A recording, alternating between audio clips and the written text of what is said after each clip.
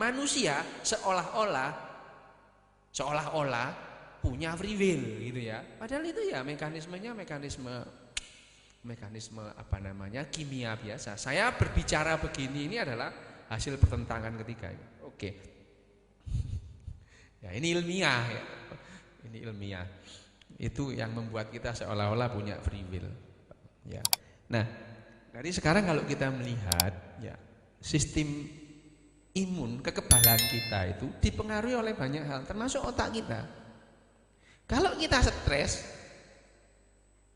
gitu ya, daya tahan tubuh akan turun, pasti deh. Ya, gampang sakit, sariawan, mencret, itu semua karena stres, ya, mencret.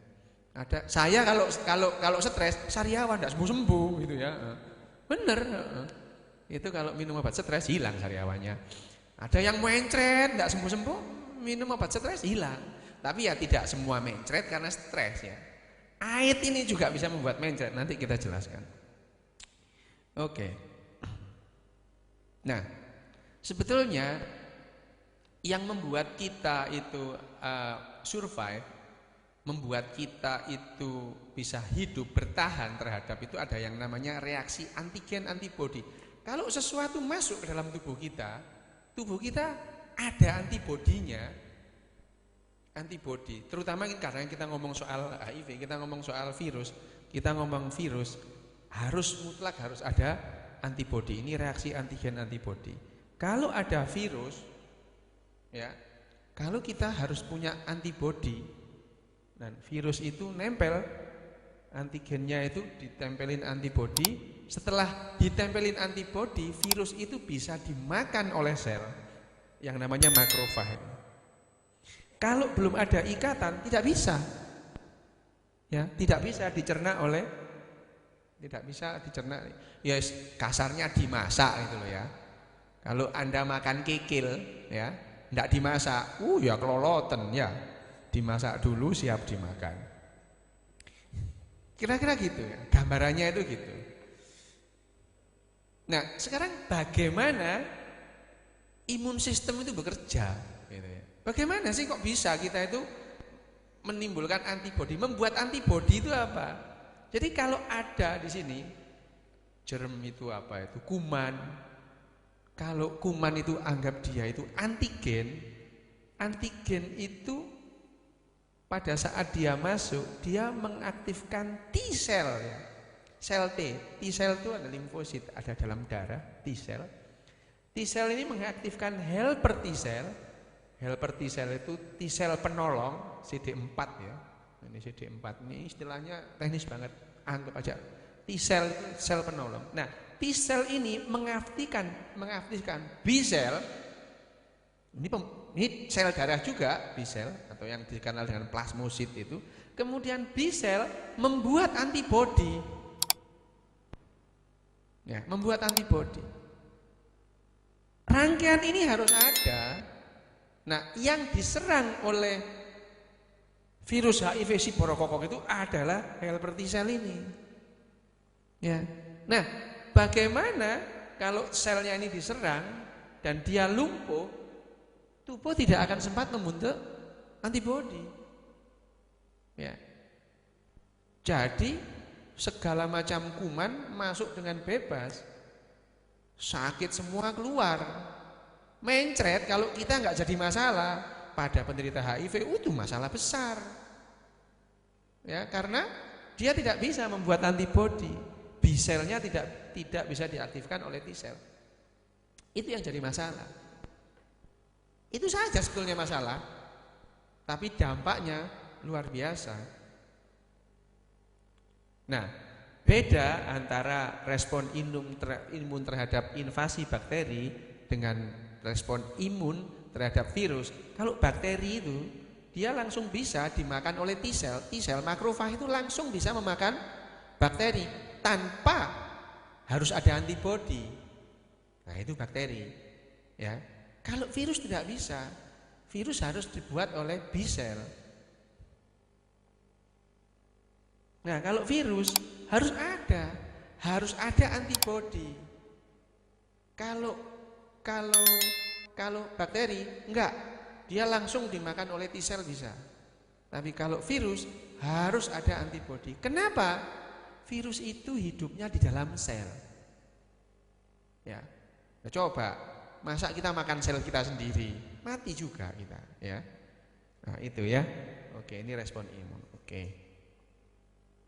Nah, ini ya, nih imun sel itu. Imun sel itu ada 4, ada leukosit itu yang namanya T-sel tadi, ada plasma sel, B-sel tadi itu, ada makrofag. Ini makrofag ini yang makan kuman-kuman dimakan, ada mast cell. Nah, kalau semua ini rilis, panas badan kita, ya, radang. Jadi sebetulnya kalau badan kita panas, itu indikator bahwa kita itu sedang berperang melawan fundamentalis. Melawan ini loh, kuman-kuman ini ya. Sorry keperucut. Sorry. Ya ini apa namanya? Ini panas. Nah, leukosit ini menimbulkan ini. Nah, ini salah satunya limfosit. Nah, ini T-sel ini. T-sel ini mengaktifkan helper T-sel. Lah kalau ini di-attack by HIV ini, sudah selesai urusan. Antibodi tidak bisa jalan. Ada demo di HI sana, ya, membawa bendera putih, saya repot. Ya, sudah. Ini akhirnya tidak bisa terbentuk antibodi. Oke, nah, gangguan imunitas itu ada yang namanya lack of response. Artinya respon dari imun itu tidak ada, imunodefisiensi. Contohnya ya AIDS, leukemia, atau ini penyakit autoimun, responnya tidak cocok gitu ya. Contohnya adalah diabetes mellitus. Diabetes mellitus itu adalah kelainan autoimun, bukan penyakit lain-lain ya. Ya. Obatnya ya diberi insulin, bukan dengan doa ya. Ya, loh iya, didoain tidak bisa, coba minum obat anti. Tidak usah angel-angel berdoa, sampean pergi ke apotek minum obatan, selesai urusannya gitu ya. Doa jengking tidak bisa. Oke. Apa alergi? Alergi itu adalah, nah ini kalau alergi itu overactive respon, terlalu responnya itu terlalu, ada udang terus kita makan, terlalu. Ini ya, kalau overactive itu ya itu bilang aja biasa-biasa aja lah mas, itu ya, nggak usah teriak-teriak gitu ya. Tuhan maha mendengar. Oke, nggak usah diteriakin kasihan. Duh ya itu ya. Oke. Nah ini semua adalah gangguan imun. Nah salah satunya adalah AIDS ini. Nah AIDS ini sama dengan leukemia. Mengapa ada seorang yang berhasil disembuhkan leukemianya sekaligus AIDS-nya? Karena dia ada pada fase yang sama, lack of response. Begitu responnya ini diperbaiki, semua akan bagus. Nanti ada seorang penderita AIDS yang sembuh total.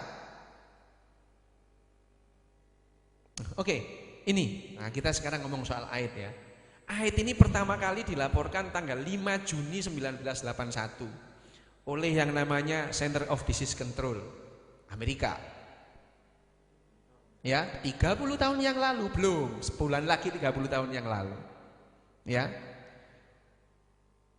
Kenapa? Mereka itu menemukan kasus pneumonia radang paru-paru yang sangat parah, tidak sembuh-sembuh dikasih apa-apa. Pada 5 orang laki-laki homoseksual di Los Angeles. Ini pertama kali. Dan waktu orang-orang pintar di Amerika pun juga bingung, ini apa penyakit ini gitu ya. Nggak ngerti.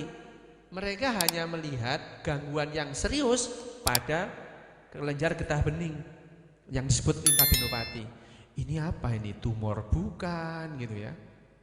Infeksi di mana-mana, kelenjar getah beningnya besar semua. Makanya saat itu disebut sebagai limfadenopati, kelainan pada kelenjar getah bening. Pada saat itu, pada tanggal ini loh, pada saat tanggal 5 Juni.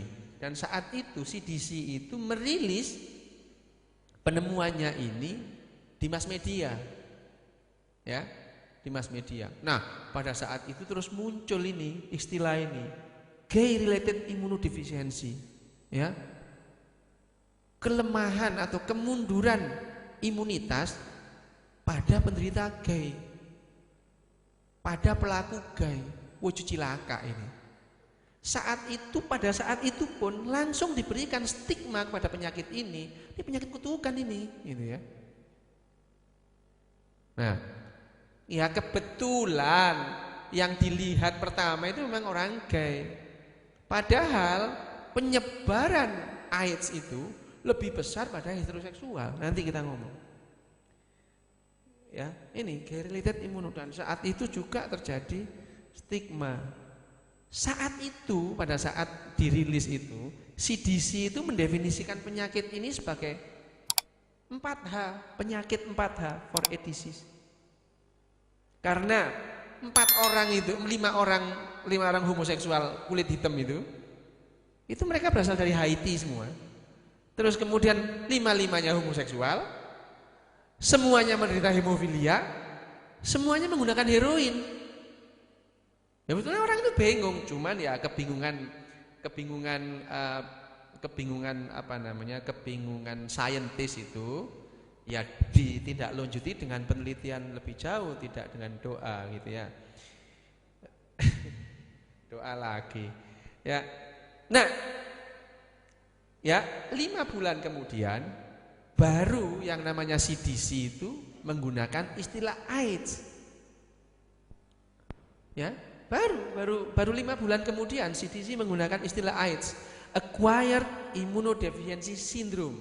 Sindroma kemunduran imunitas yang didapatkan tadinya ada kemudian nggak ada gitu ya. Tadinya nggak ada kemudian ada. Nah, ini yang namanya AIDS. Tapi saat itu yang namanya stigma kepada penderita AIDS sudah terlanjur nempel. Bahwa ini pelaku homoseksual kamu ini sudah ya. Ya itu. Dan homoseksual pada saat itu tahun 81 itu masih sebagai suatu penyakit. Ya, masih satu penyakit. Dalam kelompok penyakit yang masuk dalam pedoman penyakit gangguan jiwa, itu masuk. Ya, tahun 81. Tahun 84 sudah tidak dimasukkan lagi. Homoseksual itu tidak masuk dalam penyakit, kecuali kalau yang bersangkutan tersiksa, merasa tidak nyaman dengan homoseksualnya. Loh, yang diobati bukan homoseksualnya, rasa tidak nyamannya itu loh, ya. Supaya dia nyaman bagaimana? Itu tahun 84. Tapi 82 itu masih dianggap sebagai sebuah penyakit. Terlalu ya. Nah, apa itu yang namanya AIDS itu? AIDS itu acquired immunodeficiency. Itu kumpulan gejala-gejala penyakit yang menyerang sistem kekebalan tubuh disebabkan oleh HIV. Nah, tahun 83, 2 tahun kemudian baru teridentifikasi yang namanya HIV ini. Baru teridentifikasi 2 tahun kemudian, hasil kerja keras 2 tahun kemudian baru HIV itu bisa teridentifikasi tahun 83. Oke, nah retrovirus HIV ini kita sudah tahu bahwa itu adalah retrovirus HIV, menginfeksi semua organ kekebalan tubuh, ya, termasuk helper T cell. Ini baru 2 tahun kemudian baru kita tahu bahwa penyakit ini menyerang helper T cell, ya, makrofag juga diserang, sel dendritik ini sel saraf diserang juga. Jadi penyakit ini pada saat itu memang mengerikan. Tapi pada saat itu penyakit itu mengerikan karena satu, memang daya tahan tubuhnya jatuh. Kemudian pada saat itu antibiotik tidak seperti sekarang. Ya, antibiotik sekarang ini sudah generasi keempat. Pada saat itu baru generasi kedua. Sehingga orang pneumonia waktu itu gampang mati pneumonia itu. Sekarang kalau orang pneumonia mati, dokternya yang salah. Bukan obatnya yang dokternya salah mendiagnosa. Ya. Nah, retrovirus ini secara langsung tidak langsung merusak ini helper T cell ini. Nah, sekarang kalau tanpa terapi, ya, terapi retrovirus itu baru ketemu tahun 88 ya. Dan sangat mahal harganya. Kebetulan ada pemain basket terkenal waktu itu, Magic Johnson, pada saat itu terinfeksi HIV, dan pada itulah orang yang selebritis pertama kali yang menggunakan terapi ART ini. Sampai sekarang dia masih main basket, ya. Main basket tidak ada masalah, ya. Dia terinfeksi tahun 88, sekarang dia masih main basket. Sementara yang tidak sakit AIDS udah mati semua. Jadi ya udah mati. Pada tahun 88 seger, sekarang udah mati. Si Magic Johnson tahun 88 terinfeksi, sekarang nggak apa-apa. Ya. Nah, tanpa adanya terapi antiretroviral, tanpa diobati, ini orang yang terinfeksi HIV menjadi AIDS, ya, menjadi AIDS rata-rata itu adalah 9 sampai 10 tahun. Jadi kalau sekarang terinfeksi tidak diobati, rata-rata 9 atau 10 tahun lagi akan muncul sebagai gejalanya full blown AIDS itu ya. Oh, gejalanya ya semua terinfeksi, paru-parunya, infeksi otaknya, ada tumornya, macam-macam ya. Ya, ini. Dan harapan hidup rata-rata setelah terjadi AIDS hanya 9,2 bulan tanpa terapi. Ya. Tanpa terapi. Lah kalau sudah begitu kok ya nggak diterapi, udah tahu gitu ya. Ini. Nah artinya ini enggak usah putus asa, diobati aja, sembuh ya. Ya. Enggak usah berdoa, enggak apa-apa. Yo kalau berdoa lebih bagus gitu loh ya. Katanya Jainuddin MC. Nah, apa sih yang terjadi? Yang terjadi pada AIDS itu terjadi penurunan jumlah limfosit T-cell, menurun drastis. Sehingga penderita itu rentan terhadap infeksi oportunis. Ya, oportunis itu pada saat tubuh kita daya tahan tubuhnya turun, semua penyakit itu masuk. Ya, semua kuman masuk, dan pada saat itu sudah seperti Indonesia ini ya, masuk, wah kapal dari Korea masuk, wah udah ngambil ikan nggak apa-apa, nggak ada pertahanan gitu ya. Kalau ditanya ngambil ikan di sini, enggak, ini ikan Korea lari ke sini gitu ya. Saya ini ngejar ikan Korea yang lari ke sini gitu. Kata orang Korea itu. Nah, keadaan paling parah pada HIV itu adalah AIDS ini. Udahlah sudah ya. Orangnya itu depresi, sakit, macam-macam sudah. Dari ujung rambut sampai ujung rambut bawah. Bawah ada rambut enggak? Ya. Dari ujung rambut sampai ujung kaki itu sakit semua. Itu adalah tanda dari AIDS. Nah, masa inkubasi, apa sih masa inkubasi? Masa inkubasi itu pertama kita kontak dan pertama kita tertular sampai timbul gejala pertama, itu yang dinamakan masa inkubasi. Jadi ya, banyak kita ini yang terinfeksi tapi tidak terasa itu banyak. Ayo coba, sekarang di sini ngaku aja, siapa yang pernah tes HIV? Ayo, tuh kan enggak? Oh bagus, ya, saya ngacung, ya. Karena saya ini rentan.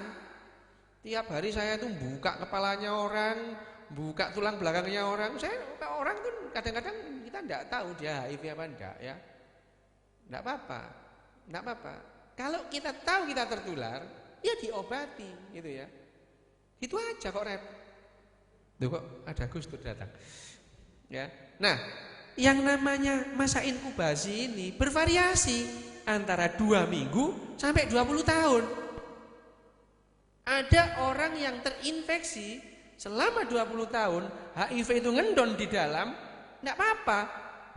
Santai-santai aja, ya. Ya. HIV-nya di situ ngendon aja. Orangnya ya santai aja cek, gitu ya. Sekarang penularannya itu lewat mana? Ada 3 jalur utama penularan HIV. 1 adalah kontak seksual, ya, aktivitas seksual, baik heteroseksual maupun homoseksual. Tapi heteroseksual secara statistik menyebarkan jauh lebih tinggi ketimbang homoseksual. Mungkin karena orang-orang homoseksual lebih sadar terhadap kesehatan aktivitas seksual. Mungkin ya, mungkin. Terus kemudian ini ada paparan cairan tubuh atau jaringan yang terinfeksi seperti transfusi darah ya. Nah, terus ada lagi yang lebih mengerikan yang seringkali tidak disadari, itu adalah ini dari ibu ke janin atau anak selama periode perinatal. Perinatal itu adalah pada saat dia itu kehamilan umur 28 minggu sampai bayi umur 2 bulan, itu namanya perinatal. Dan itu adalah masa di mana gampang sekali bayi itu tertular oleh HIV dari ibu. Dari mana?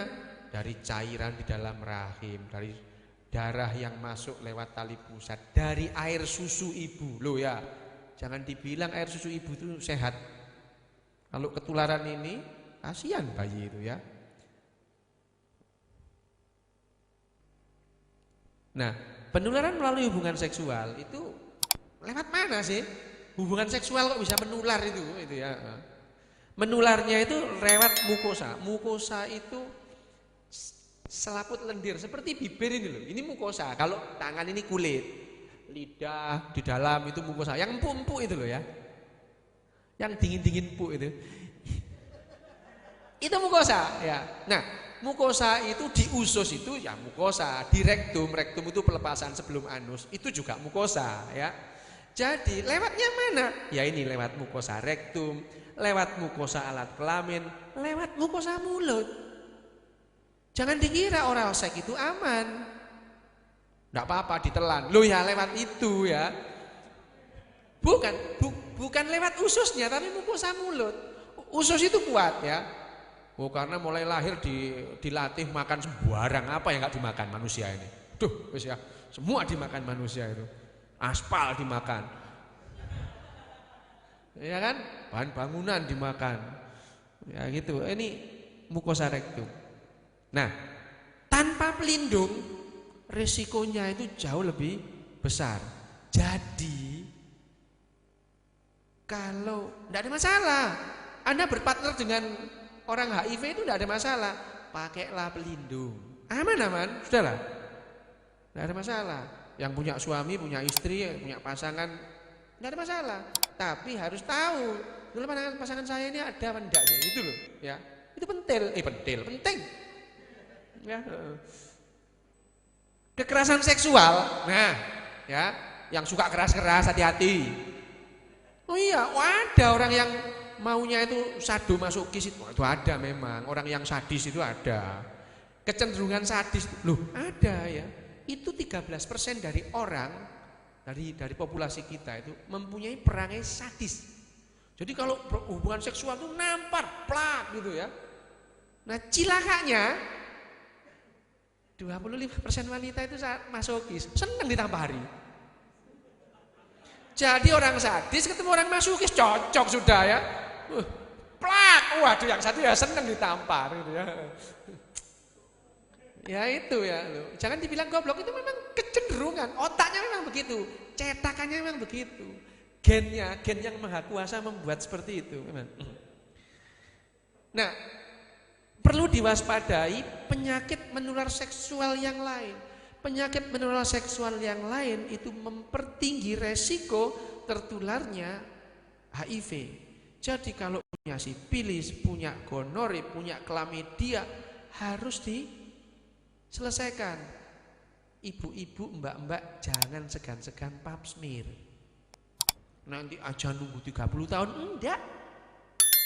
Lebih awal lebih bagus karena pap smear itu akan mengetahui lo ada kuman di situ, ada jamur di situ. Iya kalau jamur merang enak di shop. Kalau jamurnya vagina itu jadi masalah. Obati secepatnya ya. Mas-mas juga gitu. Ya, jangan segan-segan memeriksakan spermanya, ada jamur apa enggak gitu loh. Ya, ada kumannya apa tidak? Karena ada yang namanya infeksi asimptomatis, enggak terasa kita ini gitu ya. Bukan apa-apa. Satu, kita menjaga diri sendiri. Yang kedua, menjaga kesehatan orang lain. Ya, jangan seperti orang psikopat, tidak peduli sama orang lain gitu ya. Ngerokok aja sudah itu. Kalau Anda itu ngerokok untuk menyakiti diri sendiri, urusanmu gitu. Jangan menyakiti orang lain. Saya itu tidak benci perokok, tapi kalau merokok itu jangan dikeluarkan, telan semuanya aja gitu ya. Loh begitu mengeluarkan itu Anda menyakiti orang lain. Anda ini psikopat gitu ya. Ya, itu loh, telan aja gitu ya, enggak apa-apa. Saya akan menghargai ya. Ya, enggak apa-apa itu. Sakiti dirimu sendiri, enggak apa, jangan menyakiti orang lain. Nah, penyakit menular seksual lain harus ya. Pokoknya sekarang periksa aja semuanya. Periksa cairan semen, semua diperiksa. Ya. Kalau ada penyakit, diobati, jangan takut nanti ketahuan lo gimana tuh. Susah ini memang manusia ini ya. Nah ini ya, ini fokusnya memang penularan melalui hubungan seksual ini ya. Sekali lagi, kandungan virus yang tidak terdeteksi tidak selalu menunjukkan kandungan virus yang rendah dalam sperma.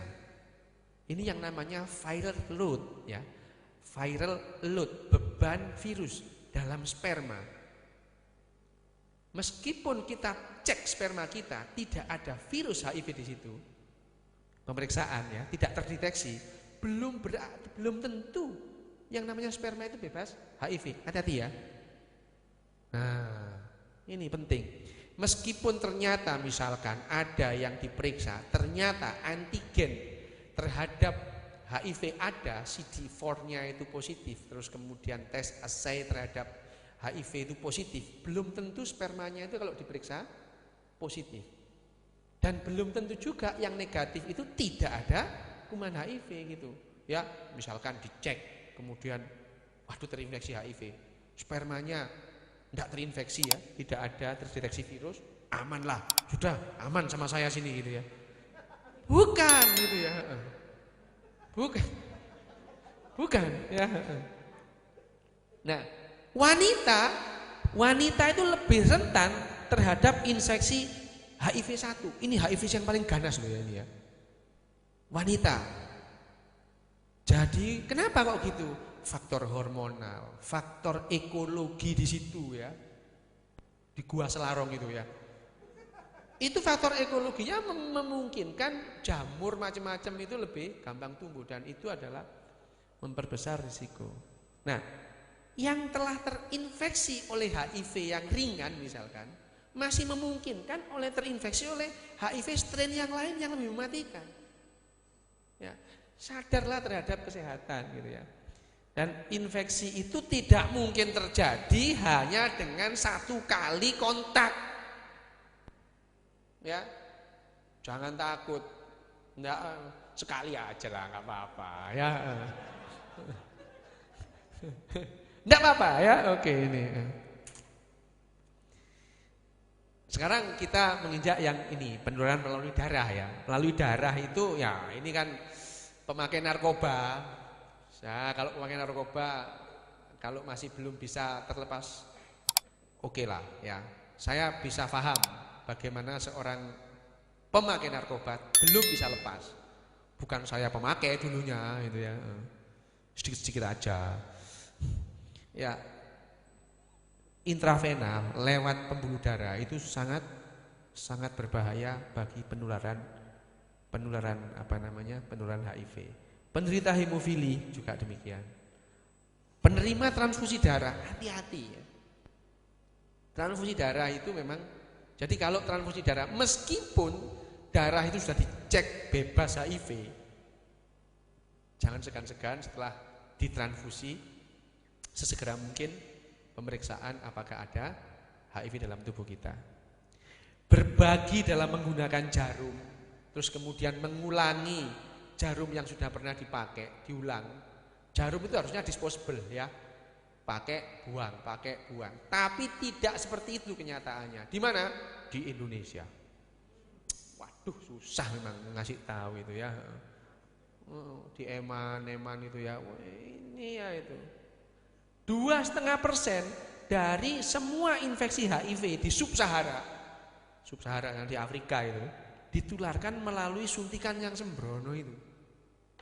Ya. Jadi hati-hati. Kalau suntik, datang ke dokter, tanya, "Dok, itu jarumnya baru." Jangan sungkan-sungkan. Dokternya tersinggung ya enggak apa-apa. Kalau dokternya marah, "Oh, gitu aja tersinggung dokter ini." Guyonin aja ya gitu. Nah, ini penularan perinatal pada anak-anak. Ini penting ya ini. Coba kalau ada ibu hamil, besok ketemu ibu hamil, langsung dikasih tahu deh. Ya. Penting ini. Minggu-minggu terakhir kehamilan dan saat melahirkan, ini adalah penularan yang paling sering. Ya. Tanpa perawatan, ya, ibu yang tidak diberikan ART 25%, 1 dari 4 bayi pasti tertular. Ya. Meskipun itu ibunya asimptomatis. Tidak ada tanda apa-apa ibunya, seger-seger aja, ya. Kalau Jumat ya senam biasa. Sehat-sehat ibunya, ya. Tapi dia menderita HIV. 1 dari 4 bayi pasti tertular. Nah, ibu yang terinfeksi dan kemudian dia diterapi dengan antiretroviral, penularannya hanya 1%, 1 dari 100. Coba bayangin, banyak banget kan bayi yang bisa diselamatkan. Nah, ini harus care sedikit terhadap orang yang yang belum keluar itu loh, ya. Kasihan mereka. Nih, ada kesalahpahaman umum yang ada dalam mengenai AIDS ini. Nih, dapat menyebar melalui kontak biasa. Enggak. Ciuman bibir enggak apa-apa. Salaman enggak apa-apa. Enggak ada masalah. Ya. Yang bahaya itu kalau kita luka kemudian kena cairannya orang yang mengidap HIV. Nah, itu luka masuk di situ ya. Tapi salaman enggak apa-apa. Ya. Ya jangan pura-pura salaman terpaksa gitu ya, karena itu pejabat lain ya. Enggak loh, saya enggak nyindir loh saya. Jangan dibilangin loh, nanti saya di Twitter dibahas. Nah, ini lagi. Loh, ini tidak hanya di sini ya. Di Amerika ini ada. Hubungan seksual dengan perawan akan menyembuhkan AIDS. Loh, ini loh. Ini takhayul dari mana gitu ya. Ya. Lain kalau perawannya itu yang 77 perawan yang disiapkan untuk orang yang mati sangit. Loh iya kan, katanya orang syahid itu begitu mati dia ditunggu oleh 77 bidadari yang tetap perawan meskipun diperkosa 77 kali sehari. Ya kok seneng loh sama perawan, nggak enak loh, sakit loh ya. Nah, ini HIV, ini ada lagi. HIV hanya dapat menginfeksi homoseksual dan pengguna narkoba. Loh, ini hati-hati. Ini kesalahpahaman ini membuat HIV itu makin menyebar karena 85% aktivitas seksual itu adalah yang menyebarkan HIV itu adalah heteroseksual, bukan homoseksual. Itu fakta. Nah, ini lagi, ini yang sampai sekarang ini jengkel saya. Diskusi terbuka tentang homoseksualitas dan HIV di sekolah akan menghasilkan peningkatan angka homoseksualitas dan AIDS. Loh, ini kurang ajar ya. Jadi kalau kita itu mau datang ke sekolah ngomong soal AIDS, gurunya itu nanti anak-anak jadi homosek. Lah cilaka tuh ya ini. Nah, ini kalau ini di Jakarta ini. Di Jakarta ini menular, di Surabaya juga sudah begini. Nggak ngerti saya. Harus ya. Yang datang ke sini punya kewajiban menyebarkan ini, ya, bahwa mendiskusikan masalah ini di sekolah-sekolah akan menurunkan angka AIDS.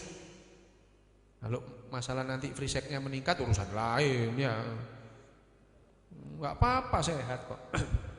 Loh, bebas haid yang sehat ya. Nah, sekarang ini gejala haid ini. Gejala haid itu yang paling nampak ini ya, haid itu kan yang sudah full blown itu keluar semua gejalanya. Biasanya kalau misalkan masih HIV itu ya ada kaposi sarkom, luka, ini apa, papel di kulit, ya, flu enggak sembuh-sembuh gitu ya. Ya, flu-nya sembuh sehari, terus kemudian kumat lagi 2 minggu itu ya, itu tanda-tanda. Sentrap-sentrup, haid yo kon yo gitu ya. Enggak ya, itu makanya kalau sudah gitu ya harus dicek gitu ya. Ini infeksi paru-paru ini dulu menjadi pembunuh nomor 1 awalnya. Ya, pada saat antibiotika belum seperti sekarang. Tahun 81 itu antibiotika tidak seperti sekarang. Sekarang antibiotika sudah demikian majunya sehingga kuman-kuman yang sadis-sadis itu juga, kuman-kuman fundamentalis itu bisa dibasmi. Ya, infeksi paru-paru. Nah, sekarang pembunuh nomor 1 itu nomor ini loh. Gangguan pada sistem saraf dan kejiwaan. Pembunuh nomor 1-nya. 10% penderita AIDS itu ada kelainan 10-20 di otaknya. Jadi kalau di MRI gitu kelihatan mencrok gitu ya. Waduh, kayak tumor banyak gitu. Dokter bedah sarafnya bingung ini diapain ini ya, gitu ya. Banyak soalnya, mau diambil semua nanti jadi linglung dia itu ya. Ya, tapi ternyata dari pengalaman hampir 10 tahun terhadap pasien-pasien HIV atau AIDS di otak, cerebral HIV atau cerebral AIDS, itu pemberian ART sangat bermakna. Ya. Bahkan ada pasien umur 70 tahun, saya itu enggak ngira ya, umur 70 tahun. Saya kira pertama itu dia stroke. Kemudian waktu kita di MRI kelihatan banyak gini. Waduh. Kemudian dicek HIV-nya positif, semua positif. Dia tidak bisa jalan, kelenger gitu. Terus kemudian saya rujuk kepada orang teman saya yang ahli HIV sana di Rumah Sakit Sulianti Saroso. Kita rawat bersama. Terus kemudian setelah membaik dia agak tenang, saya tidak nengok lagi ke sana. Selama 5 bulan saya enggak nengok. Bulan ke-6 dia datang lagi ke tempat praktek saya, jalan seperti orang sehat. Ya, jangan putus asa terhadap HIV. Infeksi saluran pencernaan, ya, mencret nggak sembuh-sembuh, hati-hati ya. 2 hari biasa kok, kemudian seminggu mencret, 2 hari sehat, seminggu mencret, hati-hati gitu ya. Ya. Tumor dan keganasan, mendadak loh kok tumornya banyak itu ya. Oh, di mana-mana timbul tumor. Ya kalau 2 ya tumor, kalau 3 apa? Ya kalau 1 ya once more ya. 2 tumor, 1 once more. Ya, kemana-mana itu timbul, ada kanker di payudara, di paru-paru. Ini ternyata ini adalah karena gejala dari AIDS-nya. Nah, ini perjalanan penyakitnya gimana sih kok sampai seperti itu? Ini ada 4 tahap ya. Tahap 1 itu asimptomatik, tahap 2 itu munculnya kelainan-kelainan kecil. Nah ini ya, nih ya, di kulit, mukosa, infeksi saluran pernafasan, sariawan nggak sembuh-sembuh ya. Hati-hati. Ya, tahap 3 ini sudah diare kronis ya, selama ini infeksi bakteri TB, TBC. Tadinya nggak TBC kok mendadak TBC itu ya. Nah, kalau tahap 4 ini, ini yang tadi itu yang kalau di otaknya ada sesuatu dia sudah. Nah ini pasien saya itu gini semua ya. Jadi saya ini ngecek HIV ini tiap bulan. Ya syukur-syukur nggak ketularan saya ini. Candida, esofagus, macam-macam ini. Kalau sudah ada trakea, bronkus ini sudah kaposi sarkom. Ini sudah indikator dari sebuah AIDS yang full blown. Oke. Nah ini loh ya, perlunya tes HIV ini. Ini ya di rumah sakit itu ya, di rumah sakit. Ini artinya itu ya. Hanya kurang dari 1% penduduk perkotaan, maksud saya ini Jakarta itu ya. Nah, Surabaya mungkin juga. Yang aktif secara seksual, dia itu masih aktif ya. Oh ini loh usia-usia produktif inilah aktif ya. Ya, sehari 2 kali kadang-kadang ya itu. Yang apes ya seminggu sekali apes ya. Secara ini hanya 1% yang mendatangi